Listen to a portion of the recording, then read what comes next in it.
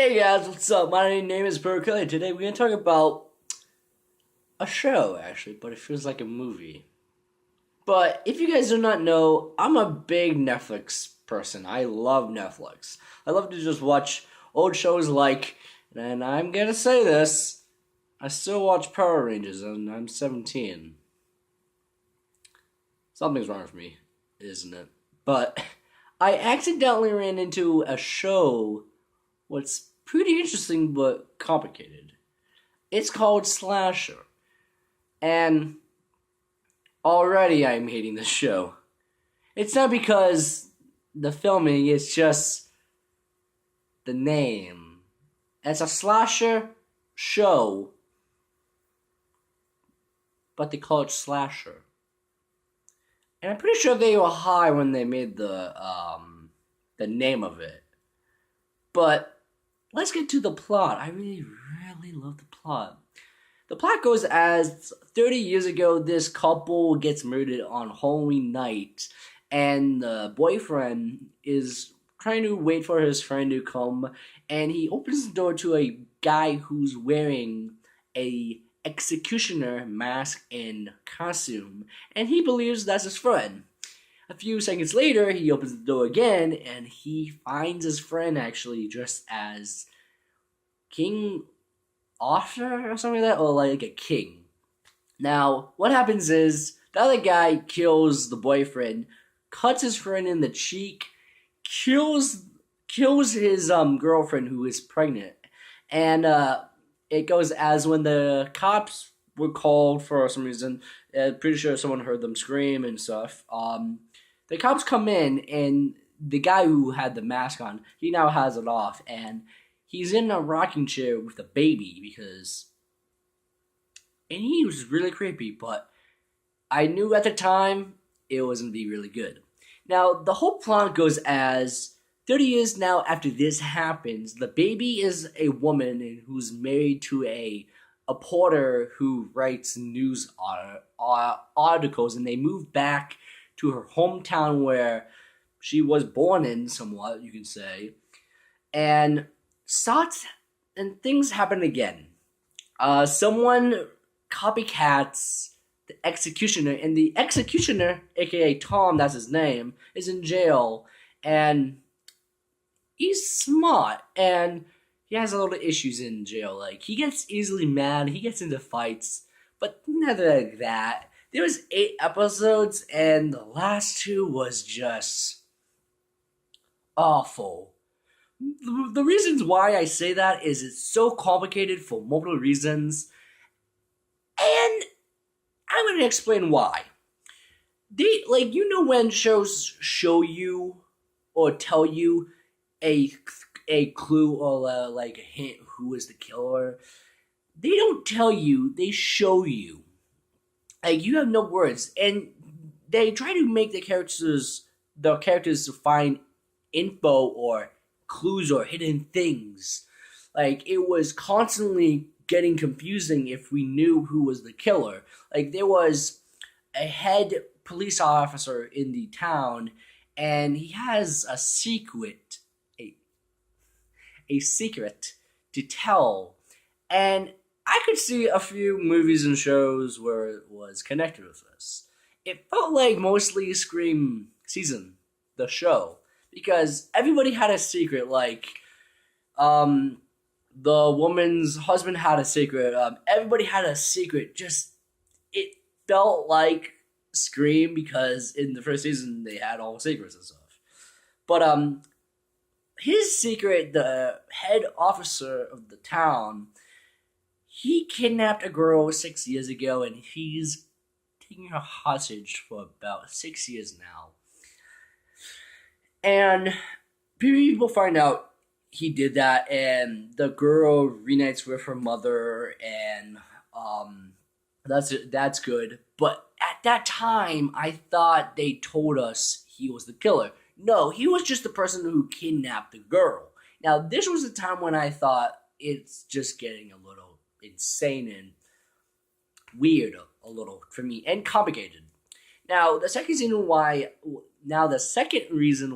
I'm very sorry, is why I say this is very, very complicated. Is there's a guy named Cam, and like the webcam, like CAM, and he's just the act is not terrible, it's just the character I don't get. He's a police officer, still thing, but he has a side to him somewhat. And what I really like about this movie and show, actually, sorry, is the executioner. I love him. I thought he was a great killer. I thought he was smart. And there was one thing what just made the show to me. The seven sins. Yes, the seven sins. Now, this was where it comes in. There's seven attacks. There's seven people dead. And there's sins. It's taking something in reality and putting it to a real life show. And if you guys do not know, I love movies when it takes a idea in a real life situation and puts it into a real movie. As a example, Nightmare on Elm Street.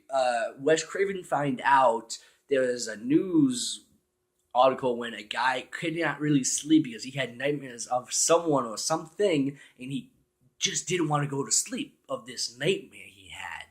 And he died in his dreams. And then he took that and made the legend of Freddy Krueger. Now that was different with the real life situation, but we're not talking about that. I just love movies or shows what can take something in reality and put it into a movie or a show. And it does get really Christian, like, I want to say that. The seven sins, I guess, is a Jesus thing.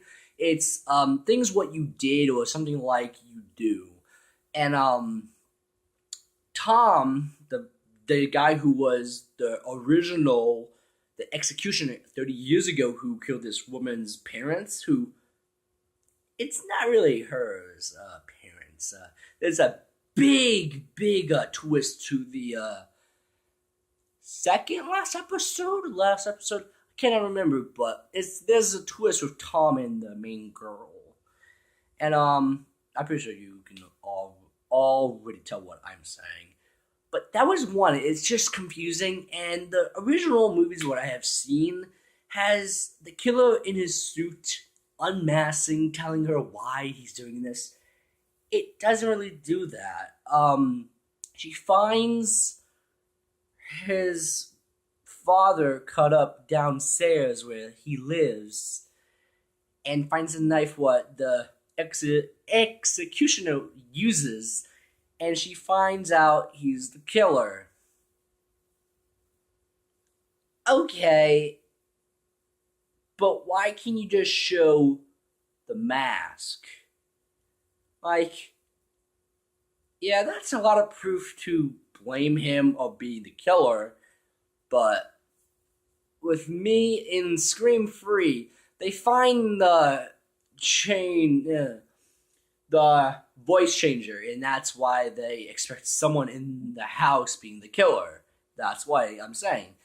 Yeah, his dad cut up in tiny pieces downstairs, and the knife downstairs, what the executioner uses, gives all the pointing to him. But that's what I thought, like, I like the fashion way. The killer reveals himself, tells her. We don't even see that. We see her tricking him to come outside, stabbing him. She's running to her house. She's trying to lock the doors. He's breaking in. And to the end, she's being smarter than him, and that's always what happens. The main character wins and the villain dies.